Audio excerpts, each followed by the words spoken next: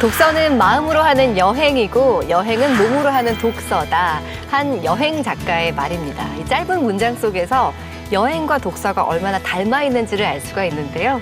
우리가 책장을 딱 펼치면 이제 상상의 여행을 떠나게 됩니다. 페이지마다 새로운 사람들, 새로운 세계, 새로운 이야기를 만나게 되는데요. 자, 오늘도 여러분과 함께 놀라운 여행 떠나보겠습니다. 인생 책방 책방지기 이지혜입니다. 책 인생 책 비싸 책수의 권진영입니다. 안녕하세요. 책 소개해드리는 작가 책소작 이시안입니다. 네, 첫 번째 코너 아는 척 책방입니다. 시대별 베스트셀러를 만나보고 있는데요. 오늘은 타임머신 타고 어디로 슝 날아가 볼까요? 네, 지난 시간부터 이제 90년대로 진입을 했는데요. 네. 이제부터 본격적으로 90년대 베스트셀러를 파헤쳐 보겠습니다. 그래서 91년, 92년으로 가보도록 할게요. 92년 초반은 진짜 이 격변의 시기인데 난 알아요. 시간이 흐르고 잘 알죠? 알죠? 우리 지금 뭘 본 거예요? 뭘 본 거예요? 너무 흥이 심했네. 그러니까. 네. 서태지와 아이들 이때 나왔잖아요. 맞아요. 진짜. 음악도 음악이지만 뭐 패션도 그렇고요. 정말 뭐 무대 퍼포먼스 스타일 정말 파격적이었던 기억이 납니다. 정말 90년대 초반에는요. 연예계에서 서태지 빼고는 할 말이 없을 만큼 굉장히 센세이셔널했는데 어떻게 보면은 굉장히 다양성이 커진 시대라고 할 수가 있을 것 같아요. 이게 분명히 뭐 사회적인 분위기와도 연관이 되지 않을까요? 네, 맞습니다. 그 전에 이제 유월항쟁을 통해서 민주화를 좀 이룩한 편이잖아요. 그 전 시기는 좀 다 운동권 것에 반해서 네. 문화나 이런 쪽으로 좀 관심을 집중한. 그래서 서태지라든가 이런 그 문화 대통령이라고 하잖아요. 네. 이런 쪽으로 좀 갈렸던 그런 시기가 이 시기예요. 이게 출판계에도 이런 분위기가 쭉 이어졌을지 궁금한데요. 91년, 92년 베스트셀러 만나보겠습니다.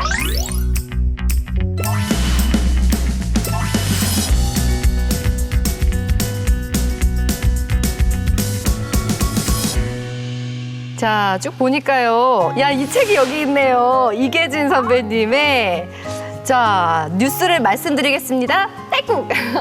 그러네요. 저한테 정말 하늘 같은 선배님이신데 그때도 아나운서가 꿈이었기 때문에 제목이 너무 재밌을 것 같아서 읽었던 기억이 나요. 꼬맹이 때부터 아나운서가 꿈이었어요. 저는 초등학교 때부터 아나운서가 오. 꿈이었거든요. 꿈을 이루셨네요. 저는 꼬맹이 때부터 개그우먼이 꿈이었거든요. 꿈을 그럼 진영님도 이루셨네요. 여기서 읽어야 되는 책 있잖아요. 있죠. 여기 하늘 같은 선배님, 병팔이랑 민지랑 최병서 선배님. 그러네요. 병팔이의 일기 끝! 이거 기억나지 평생 않습니까? 코미디언이시죠. 그러니까. 네. 네. 이 시기에는 좀 그래서 묵직한 것보다는 이런 네. 짧은 산문글들이 인기를 좀 얻었어요. 그런 좀 자유로운 사회 분위기도 있었고요. 네네네. 또 하나는 1980년대 중반부터 일반 가정에 칼라 텔레비전이 보급이 됐습니다. 그러니까 이 아이들이 영상을 보고 자라면서 네. 좀 감각적인 그 영상 언어에 익숙해지기 시작하는 거예요. 그래서 좀 개인의 직관이나 순발력 있는 감각 뭐 이런 것들이 좀 더 중요하게 시작되게 되는 그런 시기라고 할 수 있어요. 그러면 우리 이쯤에서 아는 척 책방의 첫 번째 베스트셀러 좀 만나보기로 하겠습니다. 네.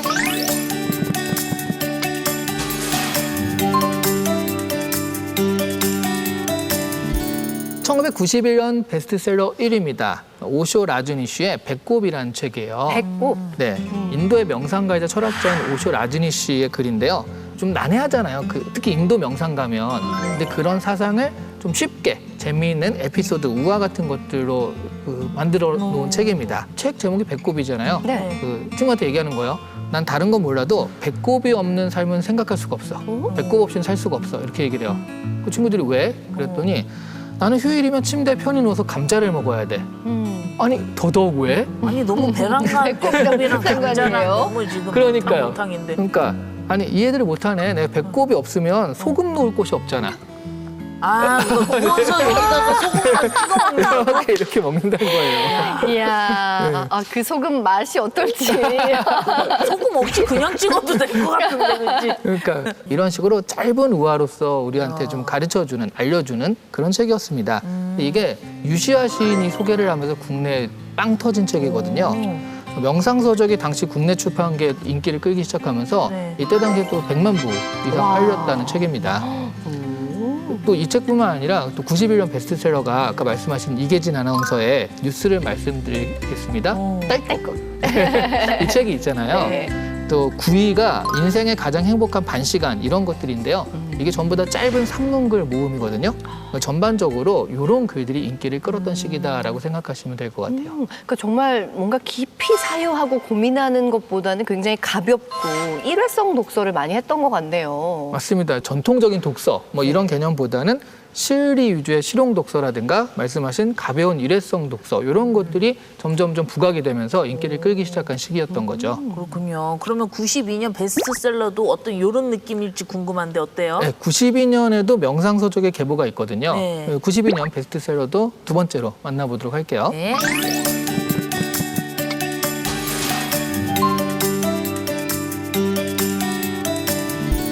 92년 베스트셀러 2위가 발타자르 그라시안의 세상을 보는 지혜예요. 17세기 스페인의 시인이자 철학자인 발타자르 그라시안의 명상록을 엮은 책인데 엮은 사람이 쇼펜하우어입니다. 그러니까 사람과 사람 사이의 관계, 처세 뭐 이런 얘기들을 아주 현실적이고 구체적인 언어로 담아낸 책인데 295개의 짧은 충고가 담겨 있어요. 여기 좀 예를 보면 윗사람을 이기려 들지 마라. 모든 우월함은 미움을 부른다. 우월함은 끊임없이 시샘의 대상이 된다. 중요한 사람인 척하지 말고 중요한 사람이 되라. 자신은 행동으로 만족하고 그에 대한 이야기는 남들에게 맡겨라. 뭐 이런 얘기들입니다. 대표적인 서양권의 교양 서적인데 이때 당시에 그 광고 카피가 네. 소중한 사람의 인생 앞에 놓아주고 싶은 책이었다고 하니까요. 와, 이 카피 책이 멋있네요. 어떤 의미인지 알 수 있는 거죠. 그러니까 세상을 보는 뭐 지혜 같은 게 필요했던 걸까요? 이 시대가 굉장히 궁금해요. 뭔가 사회적으로 변화가 있던 시대인 건지. 네, 이에 그 14대 대통령 선거가 있었거든요. 그것뿐만 아니라 국회의원 선거 있었던 해입니다. 그러면 14대 대통령이면 김영삼 전 대통령이신 거잖아요. 네네. 군사 정권 이후에 최초의 문민 대통령이 탄생했다 해서 사회적으로 굉장히 많은 기대를 받았던 시기이기도 해요. 네, 그래서 사회 구조적으로 야, 이거 뭐가 좀 변화가 드디어 일어날 만한 거 아닌가라는 기대감도 있었고 또 변화가 일어나니까 거기서 잘 살아남는 게 중요하잖아요. 네. 그 처세술을 알려주는 교양서가 인기를 끌기도 했고요. 그리고 소설이나 이런 것도 역사적 인물의 이야기를 하지만 일종의 이건 자기계발서가 아닌가 싶을 정도로 그렇게 읽히는 책들도 이때 또 히트를 하기 시작합니다. 그래서 우리 아는 척 책방 세 번째에서는 역사적 인물의 이야기 목민심서 만나볼 거예요. 목민심서 정약용 이거 이 책 맞아요? 내가 가수야 인생 속에서 옥민신서 정야교. 별거 아닌 것 같은데 그걸로 쟁탈전이 벌어지네요. 인생 책방 욕심나요. 공식 가수. 네.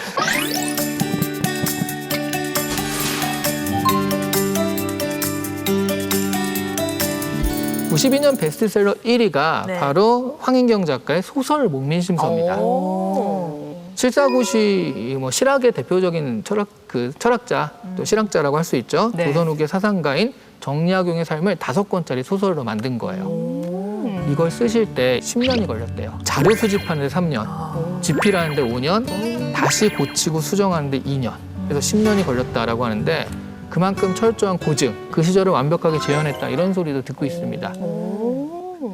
92년 초판이 발행된 이후로 네. 650만 부가 팔립니다. 지금은 뭐 누구나 읽어야 되는 국민소설로 자리 잡았다 이런 평가를 듣고 있기도 하죠. 이 변화무쌍한 시대의 위인들의 삶을 통해서 뭔가 좀 해답을 찾기 위해서가 아닐까요? 그렇죠? 맞아요. 위인들의 삶을 이렇게 일대기를 따라가다 보면 스토리가 있잖아요. 재미도 있고 감정이입되는 것도 있고 하다 보니까 자기도 모르게 이 소설에 몰입돼가지고 독자들이 호응하게 된 소설이라고 할 수 있습니다. 네, 정말 역사적 인물들이 주는 교훈은 시대와 상관없이 늘 묵직한 울림이 있는 것 같습니다. 오늘도 책으로 떠나는 시간 여행 나눠봤는데요. 시대별 베스트셀러 아는 척 책방 다음 주도 기대해 주세요.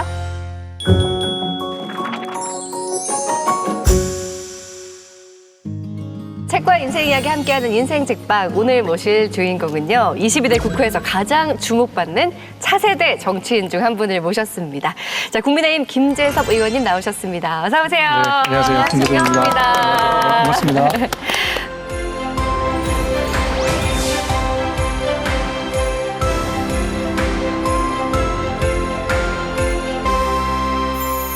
여전히 몸이 좋으십니다. 근수저시네, 근수저. 근수저. 그렇지 근육수. 않고 요새는 또 육아도 그렇고 네. 뭐 의정 활동도 그렇고 그래서 살이 많이 쪘습니다. 의원님의 지역구가 도봉갑이거든요. 예, 이곳이 그렇습니다. 사실 대표적인 민주당의 텃밭이라고 불리잖아요. 예, 그러니까 예. 국민의힘 입장에서는 굉장히 험지 중에 험지인데 예, 무려 이곳에서 16년 만에 당선에 네. 성공하셨습니다. 축하드려요. 감사합니다. 네. 감사합니다. 그리고 네. 그 어려운 일을 해내신 우리 의원님의 별명을 제가 조사를 해봤는데 네, 도나스 김재섭으로 불린다고 하더라고요. 그 도나스라는 건 그 마시는 그 빵 도나스 말인가요? 아, 발음이 똑같은데 네. 도봉구가 낳은 스타를 줄여서 도나스. 야, 도나스. 네. 별명 너무 좋은데요. 네. 네, 그래서 이제 지역에서 이렇게 인사드리다 보면 네. 도나스 이렇게 인사하시는 분들 되게 많으세요. 도나스 이렇게. 네, 네. 도나스 이러면 이제 네, 반갑게 도봉구가 인사하고. 낳은 스타. 그도 그럴 것이 도봉구에서 등하교 하시고 출퇴근하시고 굉장히 오랫동안 함께 하셨기 그렇습니다. 때문에 애착이 남다르실 텐데 이번에 또 당선까지 되셨으니까 감회가 남다르시겠어요? 그럼요. 그리고 이 도봉구 출신의 국회의원이 도봉구에 없었어요.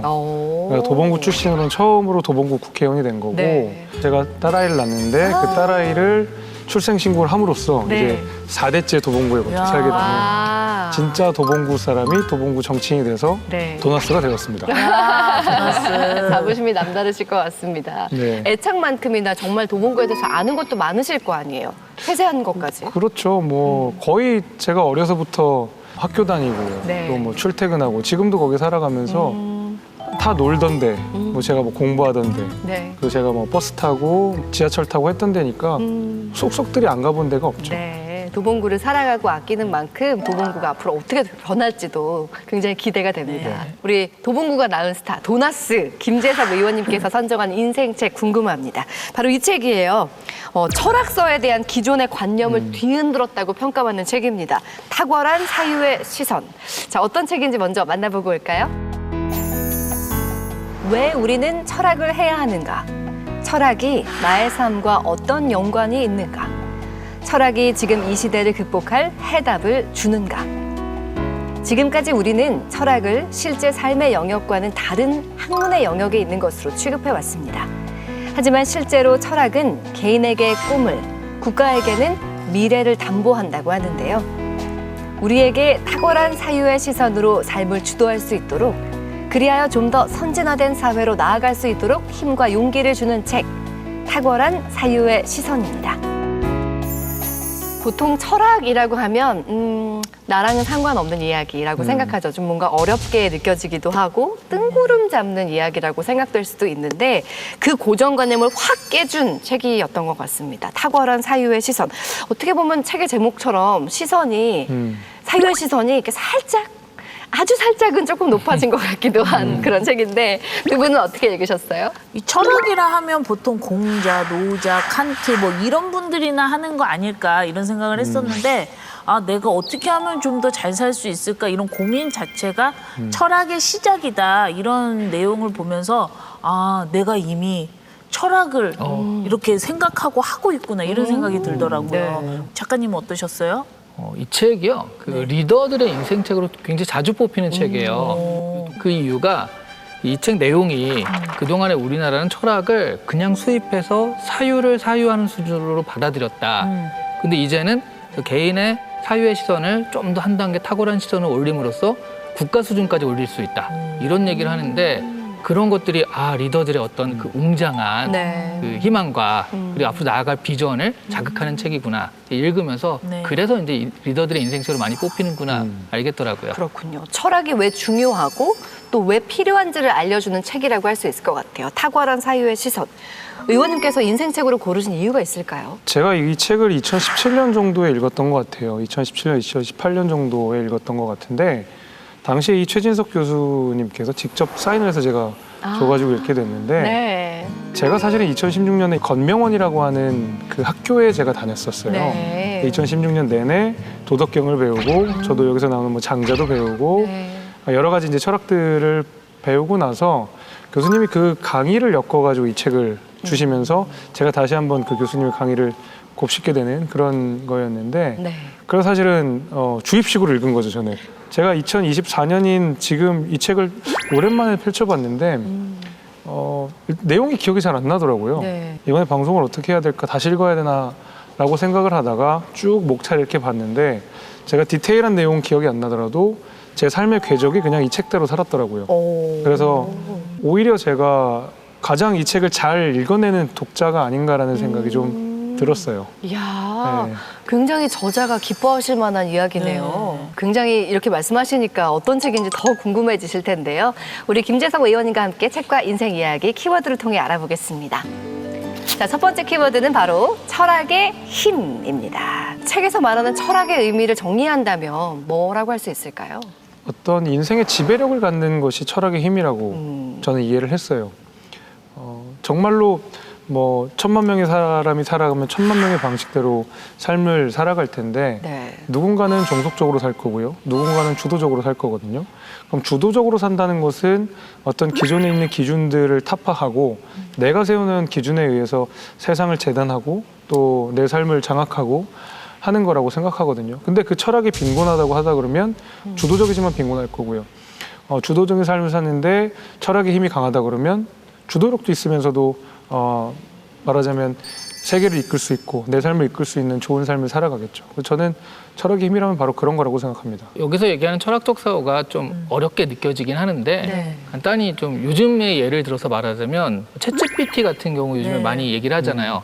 어떤 분은 챗GPT에 어떤 명령을 쓰면 나한테 좋은 결과가 나오는지 프롬프트 엔지니어링에서 그걸 외우려고 하세요. 이걸 외우면 나한테 좋은 게 나올지 이게 기존에 우리가 철학을 받아들이는 거였다면 실제로 그 프롬프트는 이런 식으로 구성된다. 원리를 알아가지고 나한테 필요한 것들을 만들어내는 것. 아, 그런 원리니까 결국 이런 것들이 나한테 앞으로 어떻게 작용하고 미래를 어떻게 바꿀 것이다 까지 나아가는 생각을 하는 거. 이게 이제 철학적 시선을 가지는 거죠. 탁월하게 이제 시선을 가지는 건데 네. 거기까지 나아가야 된다. 이런 얘기가 여기서 이제 철학적 시선을 가져라라는 거예요. 보통은 뭐 심각한 상황에서 뭔가 깊은 이야기를 나눠야 할 때 다들 머리를 맞대고 이렇게 얘기를 합니다. 자, 이 문제에 대해서는 우리가 좀 철학적으로 접근을 해보자. 뭐 이런 얘기를 하는데 의원님 여기서 말하는 철학적인 접근이란 어떻게 해석할 수 있을까요? 상황의 본질을 이해하는 접근이 바로 철학적인 접근인 것 같아요. 책에 이제 나와 있는 내용 가운데서 하나 저도 유의미하게 봤던 내용은 바로 비디오 게임이 등장하면서 이 장난감 시장이 쇠퇴했던 네. 그 사례에서 레고가 얼만큼 자신의 회사를 드라마틱하게 다시 세웠는가에 대한 사례가 저한테는 굉장히 재밌었는데 네. 아무리 장난감을 쉽게 만든다고 하더라도 비디오 게임에 견줄 수는 없거든요. 그러다 보니까 훨씬 더 구체적이고 훨씬 재미있잖아요.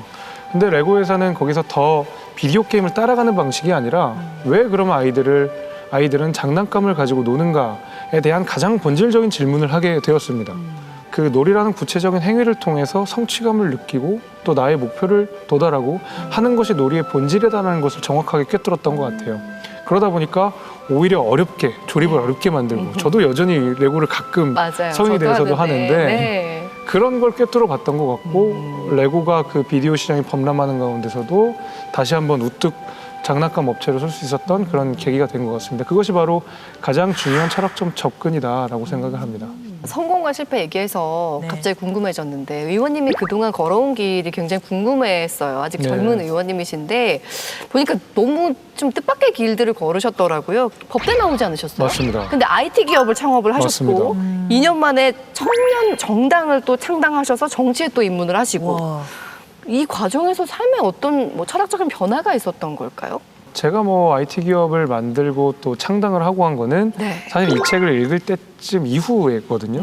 근데 잘 생각해 보시면 제가 초반에 네. 이 책을 가장 잘 읽은 독자라고 표현을 했었잖아요. 네. 보시면 창당이잖아요. 무언가를 계속 만드는 일들을 했던 거거든요. 그러니까 잘 세워진 회사에서 그 책에 잘 적응해가지고 내가 예를 들면 뭐 대리도 가고 부장도 되고 네. 뭐 부사장도 되고 사장으로 가는 그 길도 아니고 또 제가 뭐 처음부터 정당에 들어와서 뭐 정치인은 이러이러한 커리어를 밟아서 이렇게 가야 돼라고 하는 것은 아니었고 오히려 새로운 도전을 해보자 해서 창업을 해본 거고 정치적인 도전을 해보자 해서 창당을 한 거잖아요.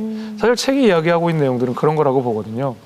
내가 내 삶의 장악력을 갖고 내가 나의 장래를 개척하는 것이 바로 철학이 가지는 힘이고 또 그것이 바로 철학적인 삶이라는 내용이 바로 이 책의 내용입니다. 저는 사실 그래서 앵커의 질문대로 무언가를 만드는 그리고 이제 저만의 것을 계속 개척해 나가려고 하는 삶을 살았던 것 같아요. 굉장히 다부져 보이는데 두려움은 없으세요? 뭔가 계속 만들어낸다는 거에 대해서? 두려움이 있죠. 두려움이 있고 안정된 삶을 살아가는 것에 대한 뭐 갈망도 분명히 있죠. 근데 아마 이 책에서 처음에도 나왔던 것 같은데 건명 원 할 때 그 원자가 되게 이제 학원 할 때 하는 그런 원자가 아니에요. 그래요? 들판 원자거든요. 그러니까 건명 원 할 때 무슨 학원 해서 그 원이 아니라 네. 정말 들판에서 뛰어놀으라는 의미의 원자를 썼어요. 저는 그 한자가 되게 의미심장했다고 생각하거든요. 그러니까 우리가 주어진 테두리 안에서 뭔가를 한다 그러면 내가 가지는 창의력, 내가 가지는 뭐 비전 같은 것들이 결국엔 그 네모하는 내 테두리에 갖출 수밖에 없다고 생각해요. 학원할 때 원자에 실제로 네모 테두리가 있거든요. 근데 들판 원자에는 테두리가 없어요. 위에 풀초변이 있는데 그런 가르침 속에서 아마 저도 두렵지만 그래도 들판으로 나아가는 그런 삶을 살았습니다. 저 의원님에 대해 뒷조사를 좀 해봤거든요. 앞조사를 하셔도 됩니다. 두 개 다 했습니다. 네. 앞조사, 뒷조사 다 해봤습니다. 네, 근데 의원님의 또 놀라운 이력이 있더라고요. 그래요? 두 분 그 의원님께서 장관 출신인 거 모르셨죠? 장관이요? 장관이요? 네. 아직 너무 젊으신데 그러게요. 장관이요? 정치권에 보면 운동권 의원님들 많으시잖아요. 네네네. 근데 김재석 의원님으로 말씀드릴 것 같으면 정말 찐 운동권이셨어요. 아니 그 나이가 아니신데. 경력을 토대로 헬스부 장관직을 맡으셨다고. 헬스부 장관. 얘기 좀 해주십시오. 정치에서도 제 장르가 있었으면 좋겠다고 생각했거든요. 저는 어려서 사실 운동선수를 하고 싶었었어요. 아주 어려서는 제가 유도를 했었고 선수 생활을 했었고 대학에 가서는 매년 춘계리그를 나가는 대한체육회 소속의 럭비 선수였는데 물론 전공은 법학을 했지만 네. 근데 평생을 그 길을 걸어왔잖아요. 그리고 나서 정치를 하는데 내가 가진 정체성 그리고 내가 걸어온 길을 무시할 수 없잖아요. 그래서 저는 제가 운동인으로서 가지는 자부심, 정체성 같은 것들을 정치적으로 풀어내려는 노력들을 굉장히 많이 했거든요. 근데 우리만 해도 뭐 헬스장 많이들 다니시잖아요. 네. 뭐 피트니스 클럽 다 다니시고 그러니까 그들을 대변하는 처음에 정치인이 된 거예요. 첫 정치인이 돼버린 네. 거예요. 내가 헬스장 영업정지도 풀어달라, 뭐 이러이러한 조치도 해달라 이런 얘기를 하다 보니까 오히려 운동하시는 분들 사이에서 야, 당신은 헬스부 장관 해도 되겠네. 이렇게 또 저희 국민의힘이라는 제가 소속 정당을 가지고 있으니까 이렇게 장난치듯이 국민의 짐, GIM. 짐. 멸칭이 짐나스틱 아니라 할 때. 네. 헬스장 짐. 그래서 거의 관장님이시다. 막 이런 애칭들을 굉장히 많이 붙여주셔가지고 저는 또 이대로 잘 살았구나 책대로 그런 생각도 새삼 듭니다. 근데 여기 보니까 선거운동 하실 때도 네. 그 운동하는 옆에서 그 사무실 얻어가지고 계속 네. 운동하면서 선거운동 했다고 그래요. 야. 그 지금 그 국회 입성하신 다음에도 이제 여기서 운동하고 계시는 건가요? 물론입니다. 시간이 그리고 없잖아요. 제가 헬스장을 한 6군데 정도 끊어놓고 다니는데 제가 주요 가는 스팟마다 네. 헬스장을 등록을 해놓으면 예를 들면 우리가 인생 책방 끝나자마자 제가 근처에 있는 헬스장에서 한 30-40분이라도 야. 운동을 하고 가면 좋지 않을까 해가지고 네. 그렇게 다니고 있습니다. 또 이제 지역에서 지역에만 이제 헬스장 한 3군데 정도를 다니는데 네. 여기 가면 또 이쪽에서 또 운동하다가 민원도 듣고 저는 그게 결국 또 지역구 활동이라고 생각해서 하나의 네. 소통 장소네요. 그럼요. 제가 동네 가장 사랑방. 잘하는, 가장 익숙하고 가장 잘 가는 장소가 저의 소통 창구가 되니까 네. 저로서도 좋습니다. 역시 진정한 운동권. 여러 가지로 참 에너지가 많은 우리 의원님이라는 생각이 드는데요. 자, 계속해서 두 번째 키워드 알아보겠습니다.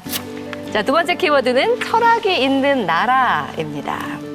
자, 이 책에 등장하는 구절 중에 하나가 철학이 국가 발전의 기초다라는 구절이 있더라고요. 좀 의아했거든요. 좀 편견일지도 모르겠지만 철학이라는 거는 국가 발전이나 뭐 성공과 좀 거리를 오히려 둬야 할 것 같은데 국가 발전의 기초다. 이거 무슨 의미로 해석할 수 있을까요?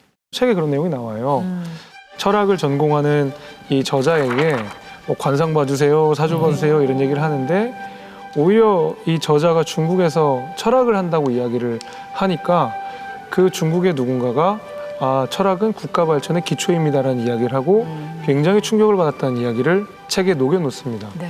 중국이 지금은 뭐 대한민국의 사이도 좀 안 좋고 못마땅한 것도 저는 개인적으로 많지만은 세계 패권 국가로서 상당 부분 자리를 잡았고 동아시아에서는 누가 뭐래도 가장 중심이 되는 나라였기 때문에 스스로도 그리고 외부에서도 중국을 중국이라고 부르는 거거든요.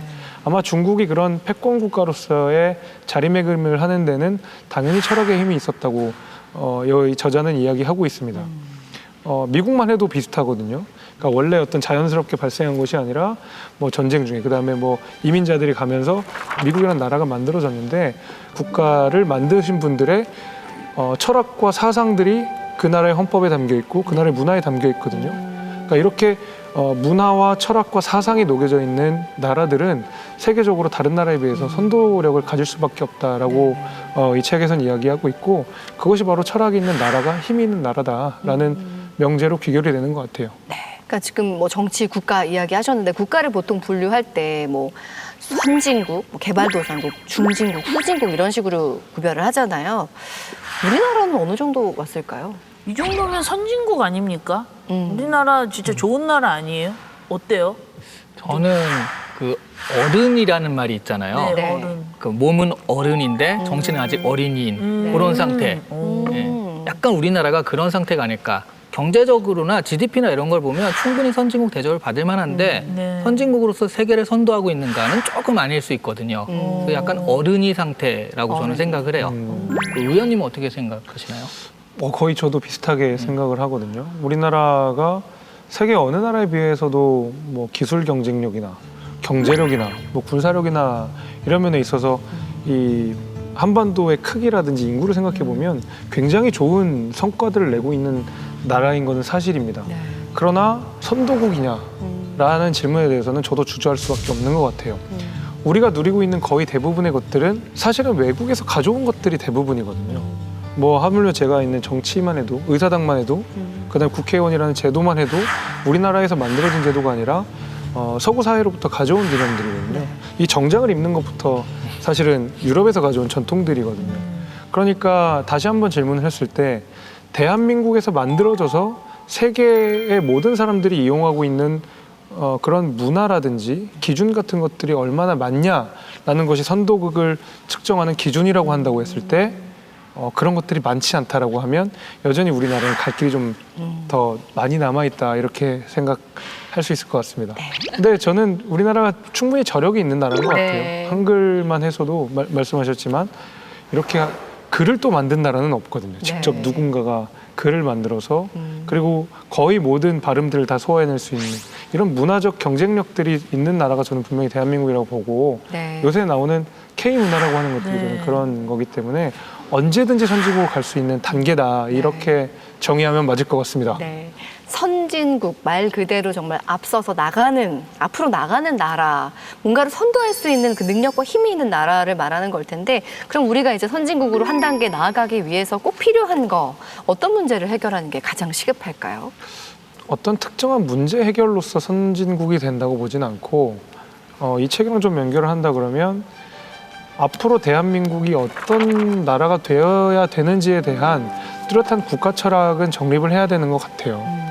이제는 정말 대한민국만의 무언가를 내놓고 그들이 우러러보는 그런 나라가 저는 돼야 된다고 보기 때문에 그것은 다시 한번 강한 나라가 되기 위해서 그리고 선진국이 되기 위해서는 그 국가의 철학이 있어야 되고 그 철학을 갖는 것이 바로 지금 단계에서 우리가 시간이 오래 걸리지만 꼭 해야 되는 일이라고 봅니다. 네. 국가 얘기도 좋은데 사실 가화만사성이잖아요. 집부터 잘 돼야 되는데 얼마 전에 예쁜 딸을 얻으셨다고 들었어요. 그렇습니다. 아까도 말씀하셨지만 너무 축하드립니다. 감사합니다. 근데 정말로 아이가 태어나고 난 이후의 삶이 굉장히 다르잖아요. 요즘 잠도 잘 못 주무신다고. 목이 지금 계속 쉬어 있는 네. 건 애가 밤만 되면 잠을 안 자가지고 아직 한 달 됐으니까. 네. 네. 그래서 너무 이쁘고요. 네. 그리고 이제 제가 국회의원이 되기 전에 생각했던 여러 가지 의정활동의 계획들도 네. 애 때문에 많이 바뀌었습니다. 오. 정말로 애를 낳으면 이 세계가 바뀐다고 하는데 당연히 그 바뀐 세계 안에는 네. 저의 의정활동도 포함되어 있습니다. 네. 그래서 정말 미래를 내다보는 정치를 해야 되겠구나. 이제 얘가 커서 내 나이가 됐을 때 대한민국은 어때야 되는지에 대한 고민을 진지하게 하기 시작했어요. 네. 이 예쁜 아이가 자라서 살아가게 될 대한민국을 어떻게 만들어가야 하는가에 그렇습니다. 대한 생각도 하실 것 같은데 그 책임감 때문에 뭐 일반 당연히 아빠가 되면 책임감이 생기지만 어깨가 더 무거우실 것 같아요. 그럼요. 이제 네. 제 딸뿐만이 아니라 그 비슷한 또래 아이들이 커가는 대한민국을 위해서라면 네. 정말로 해야 될 일이 많죠. 책임이 무겁습니다. 네. 잠을 못 자더라도 네. 하실 일이 정말 많을 것 같습니다. 그렇습니다. 잠은 못 주무셨지만 잠깐 좀 쉬게 해드릴까요? 그러니까 너무 지금 바쁘세요. 지금 운동하셔야지, 애 보셔야지, 의정활동하셔야지, 여기서 또 방송하셔야지. 너무 바쁘셔서 제가 쉬어가는 코너, 네. 네, 권진영의 결정 OX 아, 예, 시간을 만들었습니다. 네, 그냥 제가 이렇게 툭 질문을 드리면 네. 깊이 생각하지 마시고 온지 X인지 들어주시고 네. 이제 부연 설명 짧게 부탁드릴게요. 네. 원고에 없습니다. 아 좋아요. 그럼 좋습니다. 첫 번째 질문 드리도록 하겠습니다. 일주일에 6번, 7번씩 헬스장에 가고 하루에 한두 끼는 닭가슴살로 해결하는 헬스부 장관 김재섭 의원님. 선거 2번 치르고 나니까 근손실보다 표손실이 더 두렵다. 하나, 둘, 셋. 아 정말. 네. 좀 표손실이 두렵다는 네, 얘기를 네, 네. 했지만 그렇다고 해서 근손실이 두렵지 않은 건 아닙니다. 두개 다 두려워요. 그럼요. 뭐 나는- 지금은 네. 약간 민망스러울 정도로 네. 요새는 이 운동을 옛날만큼 못하고 네. 아이를 키우느라고 그렇긴 하지만 여전히 이 운동에 대한 애정은 변함없습니다. 아, 네. 몸이 말씀을 해주시는 것 같아요. 네, 얼마나 운동에 진심이신지를. 두 개 다 잡을 수 있어요. 시민 만나러 갈 때 모래주머니 차고 가시는 거예요. 그걸로 근손실을 막을 수 없습니다. 아, 그렇군요. 안타깝네요. 안타까운 마음으로 두 번째 질문 드리도록 네. 하겠습니다. 네. 험지 중에 험지에서의 당선. 내가 당선될 수 있었던 이유 중에 하나는 투표권이 없는 내 스타 팔로워 친구들 덕분이다. 네. 하나, 둘, 셋. 아, 진짜요? 오. 인스타를 정말 너무 재밌게 하시더라고요. 얘들아 형님이 막 떡볶이 모임도 하고. 네, 맞아요. 네. 지금은 애가 태어나서 더 그렇고 네. 제가 어려서 그 도봉구에 놀았을 때 그 모습들을 생각하면서 지금 도봉구에서 학교 다니는 아이들을 보면 해주고 싶은 게 진짜 많거든요. 그래서 뭐 그들이 투표권은 없지만 네. 도봉구에서 학교 다니는 학생들을 위해서 어떤 정책이 좋을까를 고민을 굉장히 많이 했거든요. 그래서 그 친구들을 위한 뭐 정책도 개발하고 소통도 하고 하다 보니까 오히려 그 친구들이 엄마한테 재섭형 좀 뽑아주라고. 이 형님 뽑으라고. 네, 재섭형 좀 뽑으라고. 그래서 많이 그 친구들이 도와줬습니다. 인별에 덕이 보니까 크다고 형이랑 봅니다. 네. 떡볶이 먹을 사람 선착순 10명 막 이러시고. 금방 다쳤습니다. 네. 근데 전 이거 보고서 네. 근데 형은 정치인이라 사주면 감옥 가니까 돈은 니네들이네. 그래 이 사람이 올까 했는데 그게 금방 다쳐요. 금방 아니, 다차고 네. 그래가지고 장소 섭외가 일단 좀 어려워서 제가 모인 애들보다 더 왔어요. 그래요? 네, 그래서 자리가 없어서 이제 어떻게 못했고 야. 왜냐면 제가 사주면 선거법 위반이기 때문에 네, 그렇죠. 각자 다 n분의 1을 가지고 와서 저도 n분의 1을 내고 떡볶이 먹고 깔끔하게 헤어졌습니다. 아, 진짜 너무 재밌게 잘 활동하시는 것 같아요. 네. 자, 세 번째 질문 드릴게요. 당선을 위해 필승 공약으로 내걸었던 일명 잔디 공약 실행하려니 막막하다. 하나, 둘, 셋. 아니에요. 진짜요? 저는 솔직히 이거 보고 이거 지킬 수 있을까? 약간 포퓰리즘 아니야? 약간 생각했거든요. 학교에 진짜 잔디 깔아준다고. 와, 진짜 진심이시군요. 포퓰리즘과 좋은 정책은 종이 한 장 차이죠. 아, 네, 그래서 당선인 신분에서 이미 어떻게 예산을 가지고 오고 어떤 학교들의 설치가 가능한지를 이미 다 파악을 해놨어요. 와. 자료를 다 받아놨고 네. 제가 조금이라도 예산을 가져올 수 있는 그 예산을 부탁할 수 있는 분들을 미리 만나왔고 네. 또 그 학교 교장 선생님들께 연락을 돌려서 의중을 좀 파악하고 시설 환경도 다 보고 이렇게 해놨고 물론 쉬운 일은 아닙니다. 네. 분명히 쉬운 일도 아니고 예산도 들고 또 어떤 학교는 반대하는 학교도 있어요. 선생님들이 관리하기 힘들다고 반대하는 학교들도 있어요. 네. 그런 학교들을 제외하고 당장 저는 예산부터 시작해서 준비를 다 해놨습니다. 바로 할 생각입니다. 대단하시네요. 저 발로 뛰는 의원님이시구네요. 너무 잘하신다는 생각이 드는 게 이 친구들이 나중에 유권자가 될 거잖아요. 맞아. 그렇겠죠. 예. 네, 미리 준비를 하신다는 생각도 드는데요. 야, 마지막 질문 드리겠습니다. 지나치게 솔직하고 직설적인 내 발언. 뱉어놓고 후폭풍이 두려웠던 적이 사실 있다. 하나, 둘, 셋. 아, 있으세요? 네. 그럼요. 뱉어놓고 그럼요. 후회하신 적이 있으신가요? 아유, 뭐 후회라기보다는 네. 아 이거 너무 세게 했나? 약간 이런 생각이 들 때가 있죠. 네. 아니, 오늘도 제가 오늘 의원님 만나려고 기사 검색했더니 또 한 말씀하셨더라고요. 아, 네, 뭐 저희는 말하는 게 일이니까. 네. 뭐 근데 주로 뭐 상대편에 대해서 뭐 매서운 공격을 할 때는 괜찮지만 네. 또 그 기준은 또 우리 당한테도 동일하게 적용이 돼야 되다 보니까 당한테도 좀 쓴소리를 하다 보면 저희 당원분들, 지지자분들이 많이 혼내시죠. 그럴 수 있죠. 네.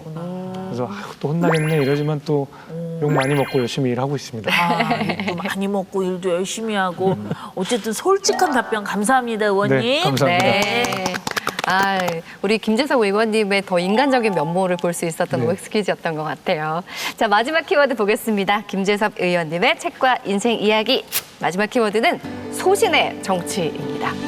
OX에서 마지막 하셨던 말씀이랑 연결이 좀 될 것 같아요. 그러니까 욕을 먹더라도 열심히 일하겠다라고 말씀을 하셨었는데 지금까지 의원님의 행보를 보면 정말 자신만의 뭐 확고한 신념과 철학을 가지고 이때 활동하고 계시다고 느꼈습니다. 의원님을 정치에 뛰어들게 만들고 또 이 자리까지 오게 했던 정말 딱 한 가지의 가치를 꼽으라면 뭐라고 할 수 있을까요?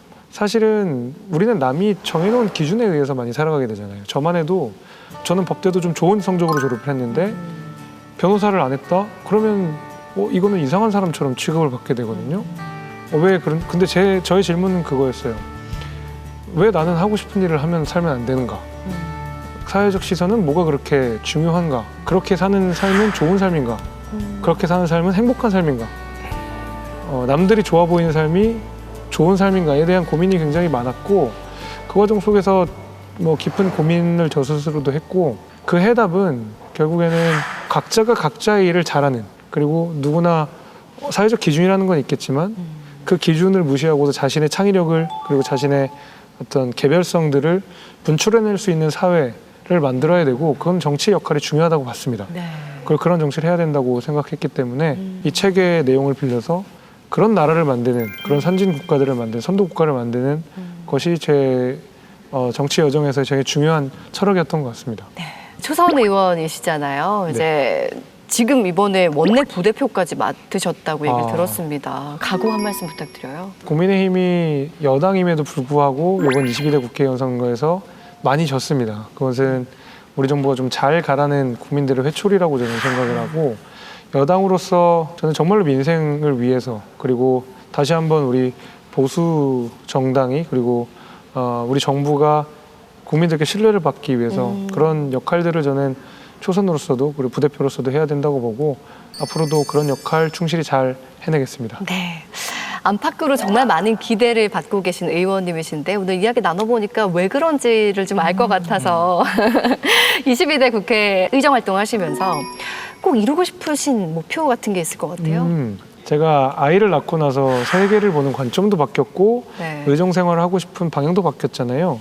근데 제가 지금 겪고 있는 현실적인 문제들은 사실 저출산의 원인이더라고요. 예를 들면 뭐 집 문제, 주거 문제가 벌써 당장 어렵게 닥치고 네. 아내가 그 좋아하던 공부를 지금 중지를 해야 되니까 대학원을 못 다니게 되니까 여성의 경력 단절이 이렇게 일어나는구나. 그리고 도봉구에서 의도까지 출퇴근하면서 직종 운전 문제는 이렇게 나오는구나. 기저귀 값은 진짜 비싸구나. 분유값도 비싸구나. 뭐 이런 것들을 알게 되면서 제가 겪는 대부분의 문제들이 결국 아이를 낳지 않게 되는 이유가 되겠구나라는 생각을 많이 했고 누구나 저출산 문제를 이야기하지만 현실에서 가장 그 원인을 절절하게 체감하고 있는 제가 의정활동 가운데서 그런 것들을 적극적으로 반영해서 저출산 문제를 해결할 수 있는 어떤 실마리들을 이번 4년 안에 만들면 좋겠다. 그게 제가 가진 의무이자 특권이라고 생각합니다. 인생책으로 오늘 선정해 주신 탁월한 사유의 시선, 이 책을 통해서 어떤 메시지 꼭 전하고 싶으세요? 결국에는 그 삶을 결정하는 것도 그리고 그 나라의 운명을 결정하는 것도 그 사람의 그리고 그 나라가 세계를 바라보는 시선에 의해 정해진다고 생각합니다. 누구나 각자의 삶을 살지만 좋은 삶을 사는지 행복한 삶을 사는지 내지는 주도적인 삶을 사는지는 그가 가지는 시선에 의해서 그가 가지는 철학의 힘에서 결정된다고 생각하고 이 책을 읽고 나서 저는 그런 힘을 가질 수 있을 거라고 확신합니다. 꼭 한번 읽어주시기를 부탁드립니다. 네. 진영 씨 오늘 의원님 만나본 소감 어떠셨어요? 이 마동석 형님이 나오는 영화 같은 경우엔 그냥 보증수표잖아요. 네. 그냥 나오면 다 보면 다 시원하고 재밌잖아요. 의원님을 만나니까 약간 그런 느낌이 네, 들어서 예, 이 의원계의 마동석, 아, 도나스, 김재석 영광입니다. 네, 기대하도록 하겠습니다. 감사합니다. 국민을 위해서 빅펀치 네, 날려주십시오. 네. 네. 네. 이시안 작가님 간단한 추천평 부탁드려요. 이 책은 그러니까 주체적 삶, 독립적 삶이 개인적 차원이 아닌 국가적 차원에서 필요하다라고 또 이야기하면서 어떻게 국가 발전까지 이런 것들을 이룰 수 있는지 이런 것들을 말하는 책이거든요. 그래서 이거는 리더를 꿈꾸는 사람, 또 이제 우리나라가 발전했으면 하는 사람. 가장 중요한 건 우리 아이들을 선진국에서 살게 하고 싶은 사람이라면 좀 반드시 읽고 그리고 더 중요한 건 실천을 해야 하는 책이다. 이렇게 좀 추천드릴 수 있을 것 같아요. 자, 끝으로 의원님께서 시청자 여러분께 한 말씀 해주실까요? 저에게 이제 일할 기회를 주신 국민들께 대단히 감사하다는 말씀을 먼저 드리고요.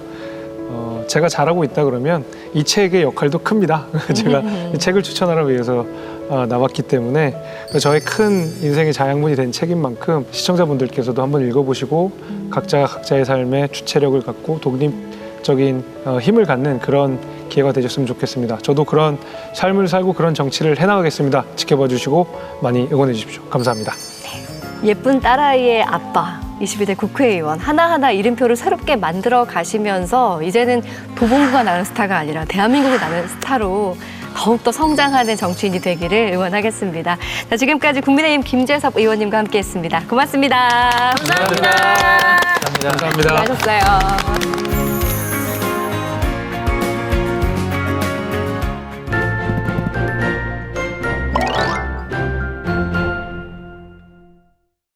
직장인이라면 누구나 맞이하게 될 은퇴의 시기. 어떻게 하면 슬기롭게 보낼 수 있을까요? 오늘은 국회도서관 북큐레이션 기획도서 끝이 아닌 새로운 시작, 은퇴 후의 삶에 대한 책들 준비했는데요. 국회도서관과 함께하는 화제의 도서도 많은 기대 부탁드리고요. 북큐레이션 기획도서부터 만나보실까요? 자식에게만 기대는 시대는 이제 그만. 자신의 노후를 스스로 책임지는 셀프 부양 시대로 접어든 요즘, 여기 두려운 노후를 안정된 노후로 바꾸는 시니어 설계서가 있습니다. 기존의 노후 대비책이 재테크나 건강과 취미를 중점적으로 다루었다면 책 노후 역전은 이뿐 아니라 인간관계와 죽음 준비까지 노후생을 총망라하여 현실 속에서 실현할 수 있는 바람직한 노후생의 실천 지침을 제시하고 있는데요. 또 자신만의 미래를 설계할 수 있도록 자가 진단을 비롯해 유서 작성 등 죽음의 준비와 사전 대비책 등 독자 스스로 자기만의 습관화로 실질적인 노후 대책을 세울 수 있도록 돕고자 했습니다. 100세를 넘어 120세 시대를 바라보는 지금, 노후 대책을 어떻게 세워야 할지 막막하다면 책을 읽고 여러분만의 청사진을 그려보고요. 노후 준비 제대로 대비해서 꼭 행복한 미래를 맞이하길 바랄게요. 혹시 파이어족이라고 들어보셨나요? 파이어족은 경제적 자립과 조기 은퇴가 합쳐진 말인데요. 정년까지 일해야 한다는 생각에서 벗어나 불필요한 지출을 줄이고 가능한 많은 금액을 저축하고 투자해서 경제적 자립을 이뤄 원하는 삶을 살아가는 것을 말합니다. 책 40 부부가 함께 은퇴합니다는 집도 없고 주식도 모르고 오로지 일만 열심히 했던 평범한 직장인 부부가 35세 은퇴를 결심하고 단 5년 만에 파이어족으로 조기 은퇴에 성공한 과정을 그리고 있는데요. 다양한 매체를 통해 파이어족의 삶을 소개하며 화제를 불러일으키기도 했던 저자 김다연 씨. 어떻게 현실적인 자금을 마련하고 또 어떻게 직장 상사와 부모님에게 은퇴 커밍아웃을 했는지, 그리고 은퇴 후에는 시간을 어떻게 보내는지 파이어족을 꿈꾸는 이들이 궁금해할 만한 주제들을 책에 담았습니다. 나도 직장 그만두고 조기 은퇴하고 싶어요 하는 분들 계시다면 이 책 추천드립니다. 퇴직을 맞은 중장년층을 위한 정책이 마련되곤 있지만 현재 대한민국의 노인복지와 노후 대비와 관련된 사회적 지원은 아직 부실한 편인데요. 평생 일만 해오다 어느 순간 눈 뜨면 맞이하게 되는 은퇴. 그동안 오로지 일만 보고 달려왔는데 도대체 이제 뭘 해야 할지 모르는 분도 많을 겁니다. 그래서 이번에는 퇴직 후에도 일을 하고 싶은 분들에게 길잡이가 되어줄 책 가져와 봤는데요. 책 은퇴하고 즐거운 일을 시작했다는 퇴직 이후 새로운 직업을 선택한 9명의 이야기를 담고 있습니다. 청소년 상담사라는 새로운 직업을 찾아 나선 사람부터 경력을 활용해 재취업한 사례, 또 와인 전문가나 사진관, 서점 등 평소 관심 있던 분야나 창업을 선택한 이와 귀농, 귀촌이나 사회공헌에 나선 이들의 이야기까지 책은 다양한 은퇴 후 직업에 대한 사례를 제시하고 있는데요. 책을 읽고 여러분에게 알맞은 은퇴 후 직업도 찾아보길 바랄게요. 북해도서관과 함께하는 화제의 책, 첫 번째 책은 돌봄의 사회학인데요. 2017년 고령사회에 돌입한 대한민국. 하지만 우리는 이에 대한 대비를 충분히 하고 있을까요? 좋은 돌봄에 대한 고민은 고령사회를 살아가는 모든 이의 필수 과제이기도 하죠. 일본을 대표하는 사회학자인 저자는 10년 동안의 방대한 현장 조사와 정교한 이론을 바탕으로 책을 통해 고령자 돌봄 문제를 전면적으로 다루었습니다. 다음으로 소개할 화제의 책은 인간은 의례를 갈망한다인데요. 입학식에 모여 새 규칙을 익히는 학생들, 명절에 모여 차례를 지내는 가족들, 어느 생일 파티에서나 등장하는 케이크까지 허례허식처럼 보이는 다양한 의례들. 책은 지금 우리에게 의례가 필요한 이유에 대해 역설하며 나약한 개인을 막강한 사회로 만드는 의례의 힘에 관해 과학적으로 탐구하고자 했습니다. 마지막으로 소개할 화제의 책은 진화적 사고에 대한 이야기를 담은 책 살아남는 생각들의 비밀인데요. 기존 해결책의 패턴이 우리 곁에 존재한다는 생각에서 출발한 책은 혁신의 패턴을 알아보고 효과적으로 문제를 풀어나가는 묘안을 모색하며 어제의 통찰이 내일의 해결책이 되는 진화적 사고의 힘을 전하고자 했습니다. 오늘 뭐 읽지? 오늘은 은퇴에 대한 이야기를 나눠봤는데요. 여러분 모두에게 행복한 미래가 다가오길 바라면서 다음 주에도 새로운 책으로 다시 찾아오겠습니다. 고맙습니다.